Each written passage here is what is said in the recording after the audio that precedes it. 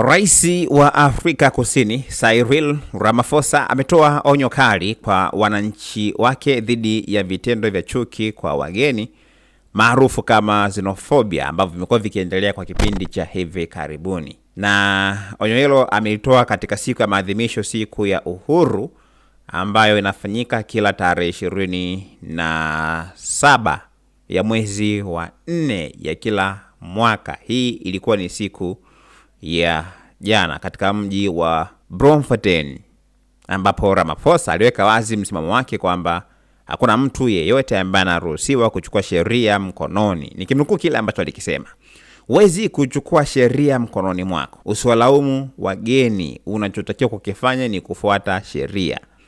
Na katika hotuba hiyo alikiri kwamba kuna changamoto halali ambazo zinawakabili wananchi kuhusu wahamiaji haramu, lakini akasisitiza kwamba malalamiko hayo yasigeuke kuwa chuki au baguzi dhidi ya Waafrika wenzao. Hatupaswi kuruhusu wasiwasi halali wa jamii zetu kuhusu wahamiaji haramu kuzalisha chuki dhidi ya Waafrika wenzetu.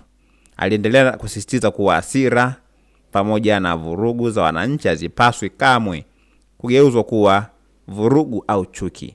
Hatupaswi kuruhusu hali hii kuzaa xenophobia. Wakati huo, rais huyo pia alitangaza kwamba serikali yake imeanza kuchukua hatua kali zaidi dhidi ya wahamiaji haramu, huku akisema kwamba mamlaka sasa zinadhibiti kwa nguvu zote wahamiaji wasio na nyaraka pamoja na wafanyabiashara ambao wanakuwa wanaajiri kinyume na sheria za nchi hiyo.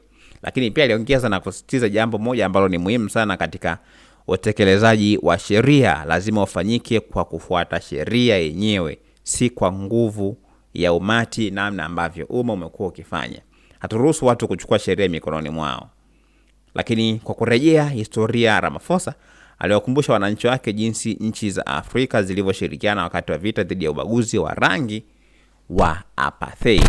Kama utakuwa ni moja kati ya mtu ambaye amekuwa akifuatilia mitandao mbalimbali ya kijamii, lakini pia vyombo vya habari kutokea Afrika Kusini, utaona kwa kipindi cha hivi karibuni kuanzia mwezi Machi mwaka 2026 kumeibuka vurugu mbalimbali ambapo wananchi wamekuwa wazawa wa Afrika Kusini wamekuwa wakiwafukuza mtu yeyote ambaye wanabaini kwamba sio mwenyeji au mzawa wa nchi ile ya Afrika Kusini. Na baadhi ya watu hao ni pamoja ya watu kutokea Nigeria, kutokea Ghana, lakini pia kutokea Zimbabwe, kutokea Kongo na nchi zingine, ambapo wamekuwa wakibaini hivyo wanawafukuza kwa kile ambacho wanasema kwamba wanachukua fursa zao. Mfano biashara, kuna baadhi wamekuwa wakifungua biashara na kuweza kuwaajiri wenzao kutokea kwenye nchi ambazo wamiliki wa biashara hizo wanakuwa wametokea, kitu ambacho wakazi na wazawa wa Afrika ya Kusini wanaamini kwamba wao wamekuja kuchukua fursa zao, kitu ambacho hakipaswi kuwa hivyo, na fursa hizo zinatakiwa zichukuliwe na watu wazawa kutokea Afrika Kusini pale pale, kitu ambacho kimekuwa kiibua vurugu nyingi sana kutokana na namna ambavyo njia anazozitumia kuwaondoa hao wageni. Kwanza imebainika kama ni kinyume cha sheria, kwa sababu wakibaini kama wewe sio mwenyeji wa pale, wanakufukuza muda huo huo. Hawataki kukupa muda, wanachokifanya ni kukufungia biashara yako, na wengine wamekuwa wakipigwa kabisa. Lakini kitu ambacho kimekuwa kishangaza, vyombo vya ulinzi na usalama vimekuwa havichukui hatua yoyote ile. Wakikuta wazawa wanawafukuza wageni, na wenyewe pia vimekuwa havichukui hatua yoyote, kitu ambacho kimepelekea mpaka Rais Cyril Ramaphosa kuzungumza siku ya uhuru ambayo inaadhimishwa kila tarehe 27 ya mwezi wa 4 ya kila mwaka.